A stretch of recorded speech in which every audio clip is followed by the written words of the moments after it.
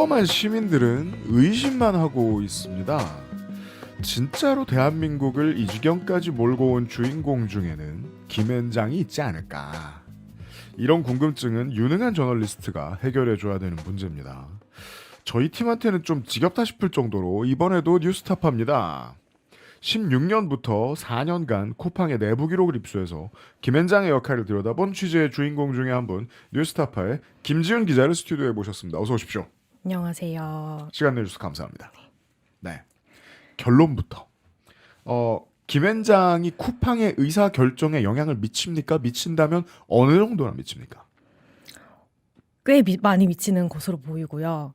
결론만 말씀드리면 법률 자문이 필요한 이런 리스크 상황이 생기면 다양하게 다방면으로 자문을 하는 걸로 보입니다. 저희가 확인한 내부 이메일에 보면 뭐 이 쿠팡의 주요 사업인 유통 네. 그 납품업체와의 관계 이런 쪽에도 자문을 했고 인사 노무 뭐 이런 부분에도 자문을 했고요. 전 부문. 네. 보통 대기업들은 그 EJ를 하기 위해서라도 혹은 본인들이 이제 자본주의니까 자본주의의 원리를 활용하기 위해서라도 다양한 로펌에 오퍼를 넣고 다양한 로펌과 매번 새로 계약을 하는 경우도 많고 팀 내에 그 회사 내의 법무실에도 계속해서 인재를 등용합니다. 최대한 많은 법조인들의 조언을 얻으려고 해요. 쿠팡은 어떻습니까? 다 김앤장이에요? 일단 김앤장 외에도 뭐 자문을 요청하는 저희가 네. 본 그 내부 이메일에 따르면 김앤장 외에도 다른 로펌의 자문을 구한 뭐 흔적도 있기는 합니다만 네, 대부분이 그렇죠. 절대 다수 대부분의 자문 내역이 김앤장이었고요. 네. 그 뭐 쿠팡 법무팀이 상당히 규모가 큰 걸로 알려져 있기도 한데 네. 이제 외부 로펌이 이렇게 내부 이메일만 봐도 이렇게 일상적으로 인볼브가 돼 있다 이런 느낌을 받은 건 조금 특별하게 느껴지긴 했습니다. 그러니까 그 뭐랄까 내몽골과 외몽골이라 그래야 되나? 이제 전관들을 불러오는데 우리 회사에 불러오기도 하고 김앤장 사람들을 데려오기도 하고 왜냐하면 맡길 일이 정말 많기 때문입니다. 쿠팡은 사고투성이니까. 그렇죠. 예. 직원과 직원 아닌 그 배송기사와 그리고 마찬가지로 직원 아닌 이제 물류센터에서 일하시는 많은 분들이 돌아가셨단 말이에요. 그 다 김앤장이 맡아서 이것저것 해줬나 봐요. 이게 사실 저희가 본 집중적으로 그 내부 이메일 2016년부터 20년 사이인데 네. 그 김앤장 그 중에서도 김앤장이 이제 인사 노무 산재 사건 특히 관련해 가지고 기록에 몰려 있던 것이 2020년이었습니다. 2020년. 그런데 장덕준 씨 돌아가셨던. 맞습니다. 네. 딱 그 해인데 그 장덕준 씨 이전에도 이미 이제 이 이메일만 봐도 몇 달 사이에 아주 많은 사고들이 있었고 그 사고를 수습하는 과정에 이제 김앤장 변호사들의 자문이 들어가 있었던 거죠. 진중한 언론인을 모시면 단어를 새겨들어야 되는데 다른 로펌의 자문을 구했던 흔적이 있다. 흔적이라는 단어를 쓰셨다는 건 거의 못 봤다라는 말씀으로 저는 이해를 하고요. 네. 네. 거의 드물었죠. 네, 그냥 마른 바닥에 강아지 발바닥 정도로 봤다. 네. 그럼 대부분 김앤장에 물어봤다. 근데 집중적으로 20년에 몰렸다는 건 자세히 본 사람들은 이걸 기억하고 있거든요. 쿠팡은 노동자 친화적인 것처럼 최초의 마케팅을 했습니다. 배송기사도 뭐 연봉을 잘 받는 정규직인 것처럼 얘기하고. 그렇죠. 네. 김범석 씨도 노동자가 뭐 우리 회사의 희망인 것처럼 얘기했어요. 그리고 최초의 위기는 팬데믹 때 찾아왔다고 추측할 수 있겠네요. 갑자기 손님이 늘었고 갑자기 시장 지배 비율이 확 뛰었고 그때부터 그렇습니다. 노동자를 쥐어짜기 시작했는데 네. 노동자를 쥐어짤 때는 김앤장이 꼭 필요하니까. 필요할 수밖에 없죠. 사고가 생기니까. 말씀해주신 그 타이밍은 그 스토리를 설명해주고 있는 것처럼 들렸어요 지금. 예, 그렇습니다. 그때 이제 사망 사고를 당하신 장덕준 씨 말고도 두 분이 더 계신데 5월 달에 2020년 5월 달에 인천 센터에서 한 분이 돌아가셨어요. 이분도 야간 노동하시다 돌아가셨는데 20년 5월이요. 그렇습니다. 네. 그 유족들이 이제 이분 돌아가시고 나서 근무 기록이라든지 뭐 근로계약서, 뭐 근무 스케줄, 그다음에 팀의 업무 분장 이런 것들을 그 사측이 요구를 했습니다. 네. 이때 뭐 웬만하면 다 이렇게 주는 게 좋을 텐데. 보통 노동부가 무조건 달라고 하는 것이기도 하고요. 웬만하면. 예. 그런데 이게 쿠팡이 사측 책임을 최소화하기 위한 이제 이런 방향으로 김앤장 자문을 받았죠. 그래서 이제 실제 그 이메일에 적혀 있는 워딩대로라면 저도 괜찮은 자료만 주자. 저도 괜찮은 자료만 주자. 네네. 김앤장과 주고받은 이메일입니까? 아, 김앤장에게 별도로 자문을 받고 나서 네. 이제 자기들끼리 김앤장 자문에 따르면 이렇게 줘도 괜찮은 김앤장 자료만. 자문에 따르면 줘도 괜찮은 자료만 주자라는 건 줘야 하는 자료를 주지 말자라는 말이잖아요. 곧 그렇죠. 네. 아. 그렇게 좀 선택적으로 쿠팡의 이제 책임을 최소화할 수 있는 네. 방향으로 그런 식으로 이제 자문을 주로 해줬습니다. 이게 뭐 어떻게 보면은 뭐 좀 법률가로서는 뭐 능력이다 변호사로서 뭐 이렇게 주장할 수도 있을 것 같아요. 그럼요. 그런데 조금 이게 인도적이지는 않잖아요. 당연하죠. 네, 좀 이게 윤리적인 기업 경영은 좀 아니어 보였다. 성폭력 전문 변호사는 성폭력을 없애주잖아요. 산재 전문 변호사는 산재를 없앨 거 아닙니까? 네. 아니 지금 되게 짧은 얘기로 많은 스토리를 떠오르게 해주시는 게 진짜로 코로나19가 쿠팡의 빅 브레이크였어요. 그 다음에 어마어마하게 커졌어요. 그렇습니다. 그때 갑자기 주문량이 늘어나는데 고용을 더할 생각을 안 하고 한번 굴려보다가 시민들이 목숨을 잃었어요.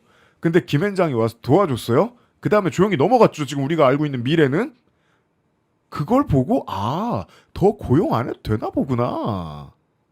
근데 쿠팡의 매출은 줄지 않았고 주문은 계속 들어왔고 사람들이 죽기 직전까지 일하는 상태로 가는 데에 큰 용기를 심어준 건 그럼 김앤장의 자문이었던 거예요.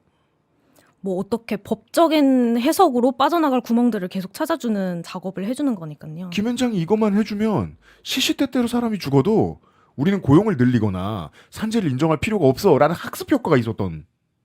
사실 그렇게 보입니다. 네. 제가 제일 궁금했던 게 제3자로서. 그거였거든요.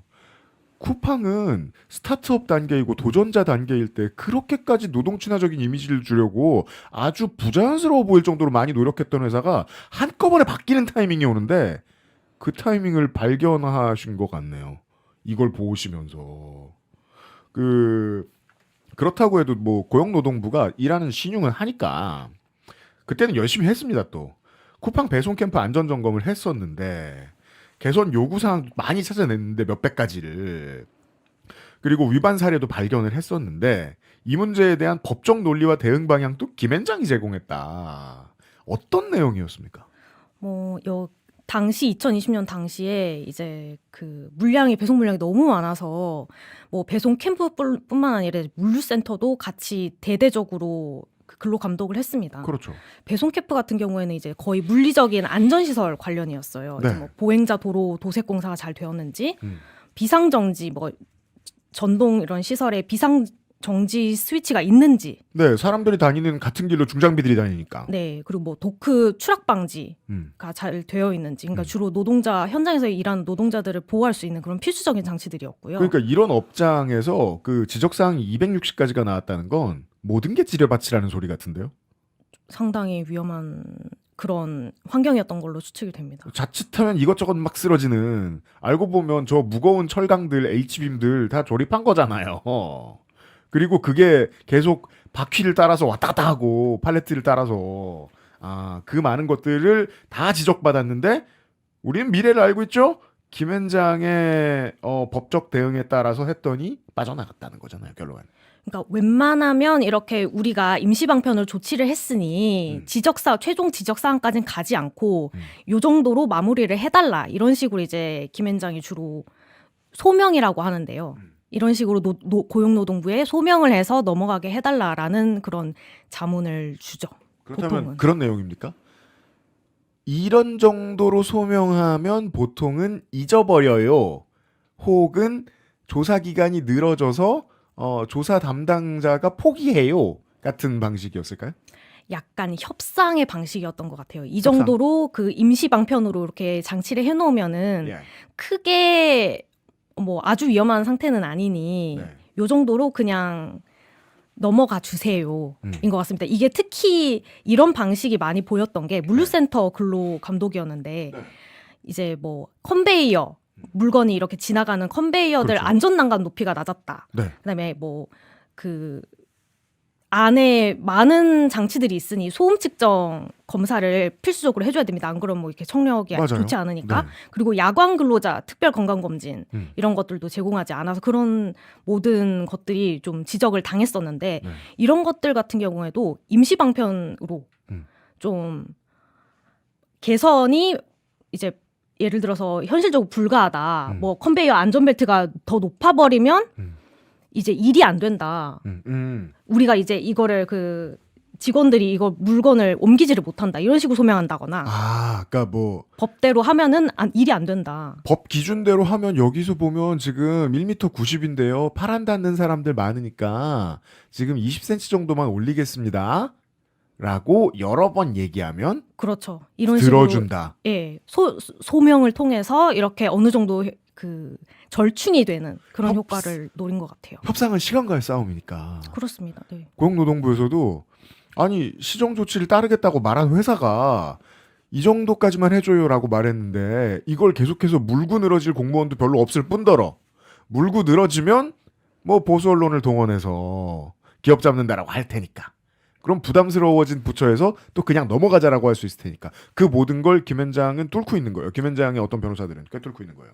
혹은 실제 노동부가 이거를 끝까지 지적을 했을 때 노동부 측에서 봤을 때 이렇게 법률적으로 끝까지 밀어붙일 명분이 없다든지 이런 법률 사이에 이런 그런 구멍 같은 거를 잘 알고 있잖아요. 네. 그런 걸 지적하는 겁니다. 예를 들어서 뭐 퀵플렉서 네. 이제 그 프리랜서처럼 이렇게 원하는 시간에만 일을 할 수 있습니다. 이렇게 광고를 하거든요. 쿠팡이. 네. 그러니까 그분들이 특수고용직도 아니고 그렇죠.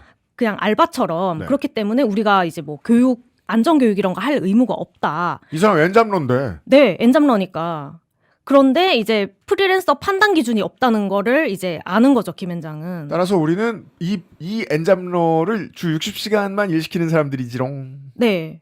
이 사람 소득에서 우리 쿠팡이 차지하는 부분은 아주 작기 때문에 우리가 뭐 교육해줄 필요가 없다. 만약에 노동부가 그거에 대해서 이제 끝까지 밀어붙일 그런 그 명분이 없을 테니까 그거를 이제 끝까지 얘기를 하면 소명이 될 것이다. 그러니까 소득에서 이 알바가 몇 퍼센트를 차지하는지에 대한 문제는 법조문으로 해석할 수 없는 분야니까 네. 여길 파고들자.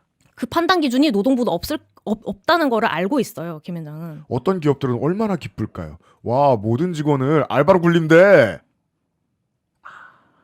네, 그런 이런 허점들을 너무나 잘 알고 있기 때문에 뭐 어떻게 보면 그게 능력이라고 주장하는 분들도 있겠지만 네, 사실상 기업에게는 굉장히 기회를 주는 이런 전에 그런 얘기 들은 적 있거든요.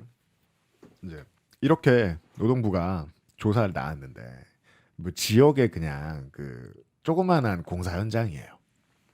근데 그 팔레트가 옛날식 팔레트 나무로 만들어진 거 있잖아요. 그거는 이제 오래 굴리다 보면 이렇게 자꾸 떨어져 나가고 사람이 비기 식고 이러잖아요. 네네. 근데 어떤 되게 산재 유명한 변호사를 불렀더니 이런 거를 시정하라고 했다는데 어떻게 하냐. 안 된다. 그냥 둬라. 우리는 이걸로 손이 다쳤다는 증거를 가지고 있는 게 없다. 손 다친 사람도 없다라고 막 말하더라는 거예요. 그래서 사장님이 뭐 그런 것까지 하냐. 그랬더니 변호사는 그 모든 걸 다 사장님이 한 푼도 물지 않게 해야 유능한 사람이라는 생각이 있더라는 거예요. 사실상 김현장이- 사용자를 위한 뭐 예. 그런 거죠. 김현장이 와서 혹시 쿠팡이 안 물어봤을 거라도 한 푼도 안 내도 됩니다. 라고 했을 수도 있는 거 아니에요. 저는 쿠팡이 속았다는 게 아니라 쿠팡이 너무 마음에 드는 변호사들을 찾았을 거라는 말을 하고 싶은 거죠. 그렇습니다. 네. 그런 거 같았죠. 그런 것 같아요. 네. 그런 논리들을 잘 제가 제공을 이제 해줍니다. 네. 김준기 저 기사 보신 분들 많을 거예요. 나온 지 좀 됐으니까. 그 김준기 기자의 이 기사를 보고 제가 또 순진했구나 했던 게 쿠팡의 이 돌아가신 분의 사망사고에 관여한 김앤장의 김모 변호사가 고용노동부 자문 변호사도 같이 하고 있다. 그렇습니다. 네, 이 김앤장, 이 김모 변호사께서 네. 그 김앤장 내부 노무 담당 변호사들 중에서도 가장 거의 고참급이시고 네. 이 노동부 자문 변호사도 15년 넘게 하셨어요. 네. 그러니까 상당한 경력의 분이시고 아마 발도 넓으시겠죠. 근데 이제 좀 저희가 이걸 본 순간 이건 좀 아니지 않나라는 생각을 했어요. 네. 이제 주로 기업이 노동자 관련 법을 준수하는지 감시하고 처벌하는 역할을 하는 게 노동부인데 그런 처벌하거나 감시하는 과정에서 또 이제 법률을 해석을 어떻게 할지를 물어보는 역할이 또 자문 변호사잖아요. 네. 거기에 답을 해주고 그런데 이런 사람이 기업을 자문하는 게 맞는가 이해 충돌이 되는 거 아닌가라는 생각이 기자들로서는 들었습니다. 이거는 우리 팀 코치가 상대 팀 코치를 하고 있는 거거든요. 그렇습니다. 그리고 김지윤 기자만 발견한 것도 좀 이상한 게 고용노동부 자문 변호사면 고용노동부 홈페이지 가보면 나와 있지 않나요, 이름? 다 있습니다. 근데 뭐 어떻게 이렇게 용기가 대단하셔가지고 쿠팡이 하잔다고 할까요? 뭐 고용노동부는 이걸 왜 못 걸렀냐가 더 좋은 질문이겠네요. 이미 고용노동부에서 15년 넘게 자문 변호사를 한 사람을 네. 김앤장이 데려간 거가 아닐까라고 강력히 추측을 하고 있습니다. 왜냐하면 이분은 2010년부터 자문 변호사를 하고 있었거든요. 근데 겸했다는 거 아니에요? 그렇습니다. 쿠팡 자문 변호사와. 네. 아니 상도가 있지. 미국의 상원 하원 의원도 그 저 중국 기업 로비하러 가기 전에 미국 국회의원은 그만둡니다. 제가 알기로. 근데 둘 다 하고 있다는 건 그냥 대놓고 고용노동부를 기만할 법률가가 있다는 거잖아요.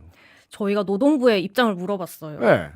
그래서 특정 기업 관련한 자문을 이제 하는 사람 만약에 그렇게 특정 기업 관련한 자문을 하면은 이거 조금 문제가 있는 거 아니냐 이해충돌 아니냐라고 했더니 이제 법 해석 자문을 우리는 주로 구하는 거라 특정 기업의 이해관계와는 이제 상충되지 않는다 이렇게 얘기를 하면서 만약에 이제 이런 정식으로 이분이 수임을 해가지고 특정 기업의 변호사의 소송을 대리하거나 이렇게 되면은 우리가 해촉을 한다 이렇게 얘기를 하더라고요.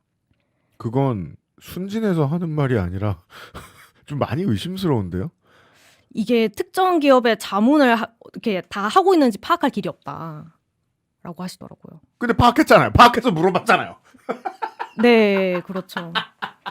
이제 이메일이 어떻게 이렇게 공개가 되면서 네. 예, 파악을 하게 되었고 아 이메일이 공개 안 됐으면 그냥 계속 묻어갈 문제였던 거예요. 그렇죠. 왜냐하면 뭐 저 어디 기업에 자문하는지 알 길이 없으니까요. 아무리 정부 입장에서 유리하게 봐준다고 하더라도 계속 모르고 속았을 거고 그렇습니다. 고용노동부는. 근데 알고 나서도 시정할 생각이 아직 없어 보인다.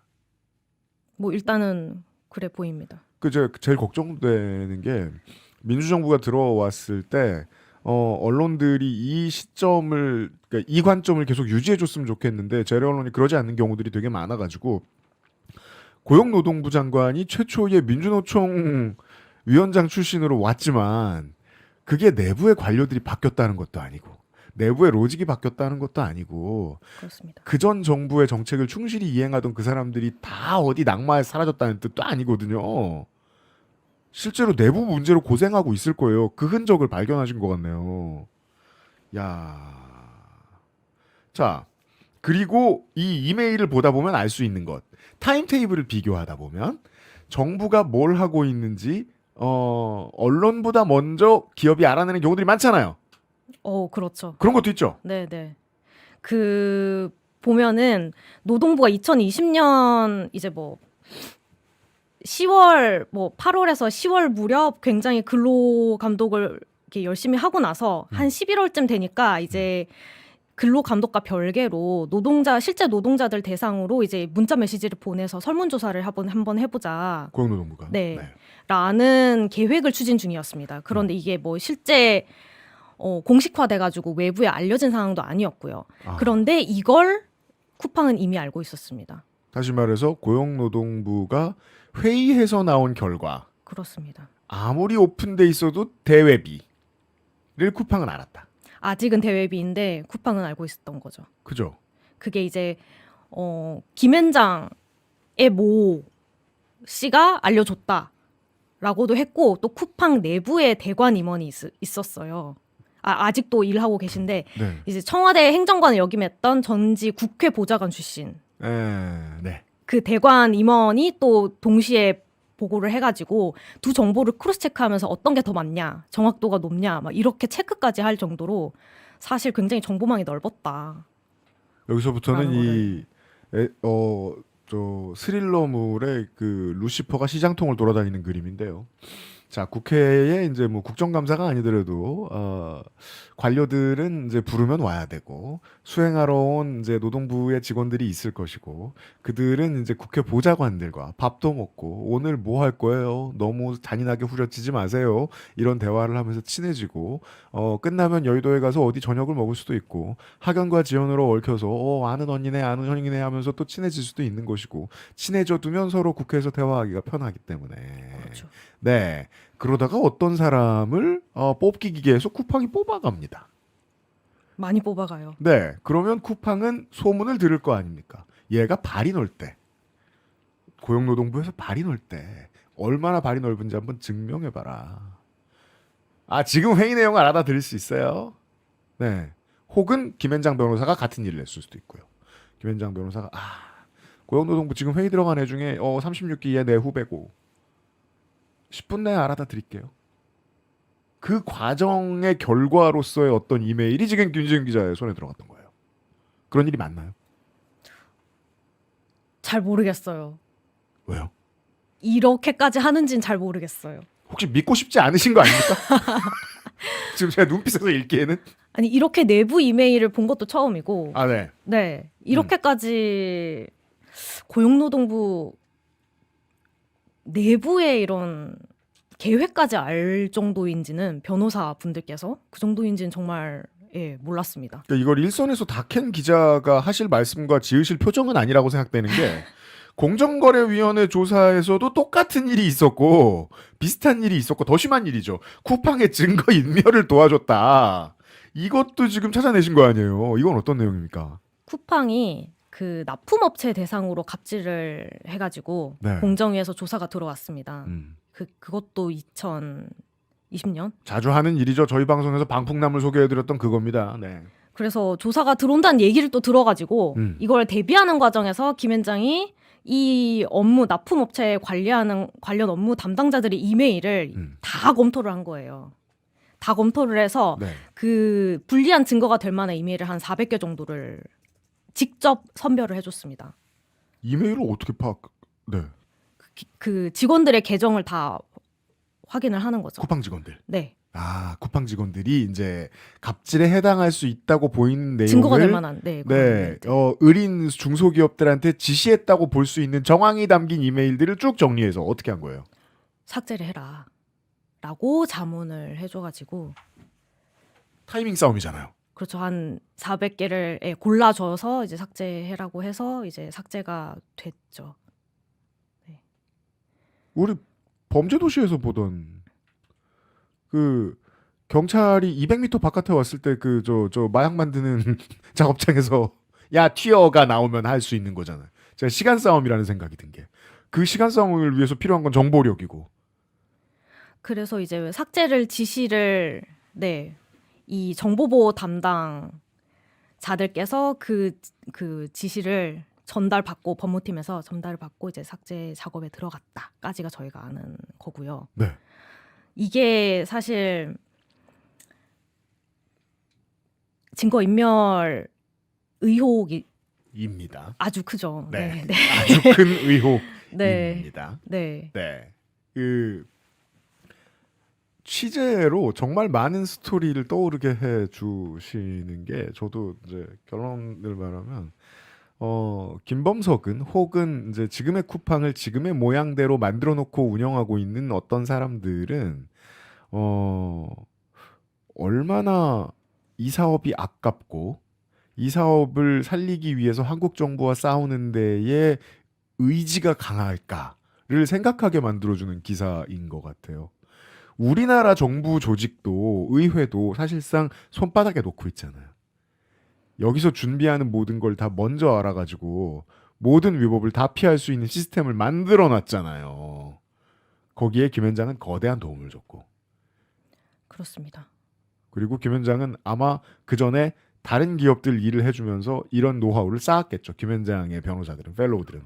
김현장은 실제 어딜 가나 있으니까요. 우리한테만 없지. 네, 대기업 웬만한 대기업 사건에는 다 끼어 있다. 실제 저도 취재하는 과정에서 네. 김현장 변호사들도 많이 마주하고, 아, 네. 예를 들어서 뭐 공정위 관련해서 기사를 써가지고 그 기사가 실제 뭐 무슨 심사를 받게 되었어요. 그럼 거기 가면 이렇게 변호사들이 막 정말 20명씩 이렇게 와 있습니다. 알고 보니까 김현장. 다 김현장. 예. 야. 그러니까 대기업 사주의 네. 내밀한 그런 일이라든지 이런 것들이 있어서 김현장이 빠지지 않은 것 같습니다.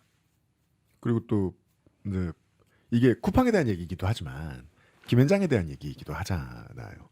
왜냐하면 시민들은 지금의 쿠팡을 막는 걸로 끝내고 싶어 하지 않고 다른 쿠팡이 안 나오길 원하고 지금 비슷하게 국민과 중소상공업자와 특수고용 노동자들 상대로 갑질을 하는 다른 기업이 안 나오길 바라는데, 그러자면 김현장이 문제다라고 말하는 시민들도 꽤 계세요. 김현장에 대한 취재로 넘어간다면 정말 대단한 것들이 많이 나올 것 같은 그런 시작으로 저는 보였어요. 예. 앞으로 김현장을 좀 더 들여다보실 생각이 있으세요?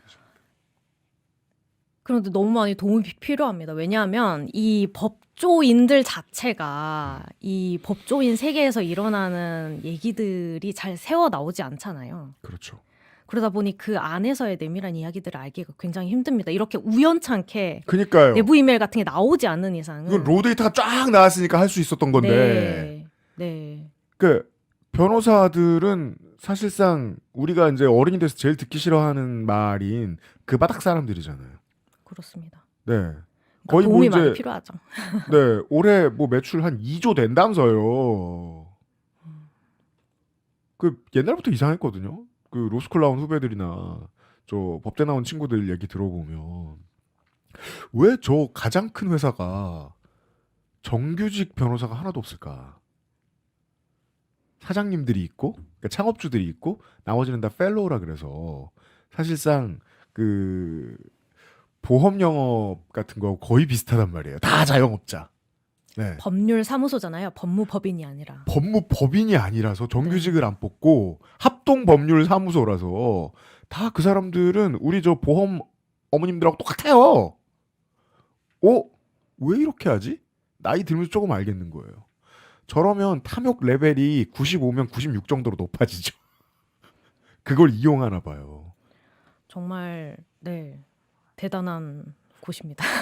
이게 참 답답해서 그래서 뉴스타파에 연락을 드릴 때마다 제가 좀 겸연쩍거든요. 뉴스타파 하도 많이 파먹는 것 같아서. 근데 뉴스타파의 이야기가 퍼져 나가야 뉴스타파도 그 다음 취재할 때 편해요. 지금 하신 말씀이. 너무 맞는 말씀이세요. 네. 네. 아니 모든 기자가 변호사들한테 물어봐서 답 안 한다고 가만히 있으면 뉴스타파 혼자서 김현장을 팔 수가 없잖아요. 김병기 원내대표 취재도 한 달 동안 모르는 척하고 있다가 나중에 다 들러붙고서는. 그쵸. 상당수 아무도 받지 않아서 네. 저희 혼자서 이렇게 계속 그래서, 담당 기자들만 계속 외롭게 싸우면서. 네. 그래서 저는 뉴스타파가 귀찮아할 것 같지만 그래 나는 뉴스타파를 돕고 있다. 이런 오해를 하면서 자주 감사합니다. 연락을 드리고 감사합니다. 있습니다. 네. 김현장 보도가 더 많이 돼야겠다.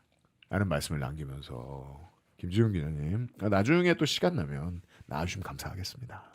또 불러주시면 감사하겠습니다. 네. 이번에는 주소를 잘못 찾으셔가지고 다른 사무실에 빌딩으로 갔다가. 갔죠. 네네. 네.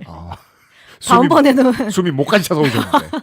다음번엔 제대로 찾아오겠습니다. 네. 그러니까 우리가 다음번에 약속해야 되겠습니다. 오늘 나와주셔서 감사합니다. 감사합니다.